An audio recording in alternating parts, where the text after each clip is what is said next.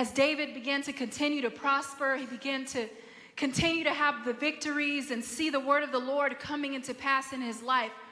We come upon our main text here in 2 Samuel chapter 9, where David remembers his covenant with Jonathan.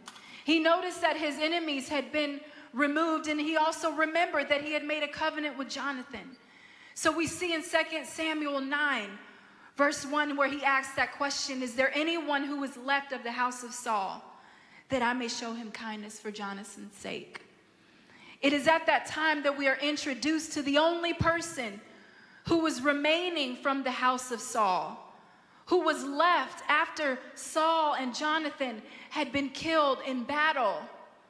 That person is Saul's grandson, Jonathan's son, Mephibosheth.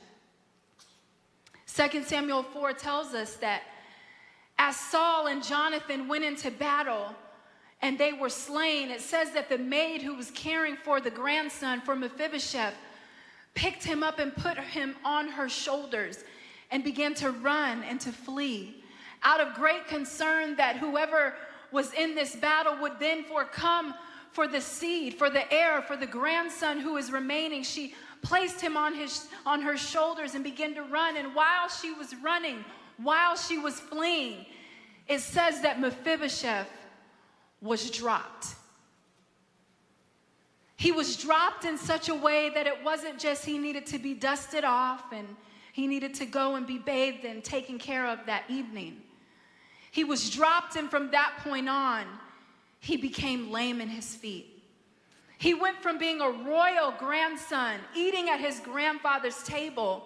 I'm sure he had the finest clothes. He had joy. He had wonderful things to play with and friends and happiness and laughter.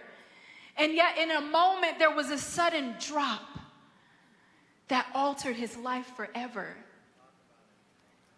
where he went from a joyful childhood as a 5-year-old kid to being dropped, isolated, orphaned, disabled, confused, wondering what is happening in my life.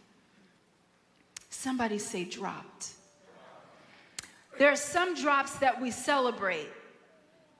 When you talk about New Year's Eve, we can think of the ball that drops in Times Square, where people come from miles and miles around to see the ball drop that signifies the beginning of a new year. We celebrate, and people watch on television. People stand in the freezing cold. I couldn't do it, but some people do stand in the freezing cold just to see the ball drop, and we celebrate that drop. We also celebrate the drop of an exhilarating roller coaster when people are excited to get on that incline, and they know and they anticipate that at any moment there's going to be a sudden drop, and they can put their hands up and get excited about the drop. I used to go on roller coasters. It's been a while. I'm not keen on the drop anymore. But we celebrate those drops. But how many of you know that there are certain drops that we experience in life that are not something that we want to celebrate? It's something of challenge. It's something of pain. It's something that leaves injury. Now, I'm not just talking about the physical drop like with Mephibosheth. For some of us, it's an emotional drop. It's a sudden drop of an unexpected job loss that you didn't see coming, and yet you're brought into HR and you're finding out news that you didn't see coming. How many of you know sometimes it's not just what happens, it's the suddenly nature in which that happens that can be so crushing to our souls. The drop of an unforeseen breakup, the drop of words that feel like an atomic bomb has been released in a household and are reverberating throughout a family. Drops can cause pain, and they can happen suddenly. I think it's so important to recognize here, as it relates to Mephibosheth, that there was something about the drop that it caused him to reassign his identity. The way in which he responded was not just, "Here I am, your servant," But when David began to tell him the great things that he was going to do to bring restoration in his life, it says in 2 Samuel 9, verse 8, that Mephibosheth bowed and he said, "What is your servant that you should look upon me as a dead dog?" He saw himself as a dead dog. Sure, Saul had passed away and Jonathan had passed away, but he began to see himself as dead, as hopeless, as without a future.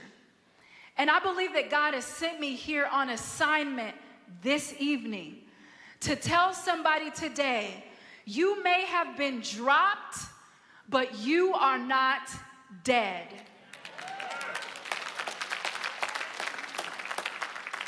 You may have experienced a sudden drop, but there is still breath in your lungs. And if there is still breath in your lungs, then there is still a hope and a future for you.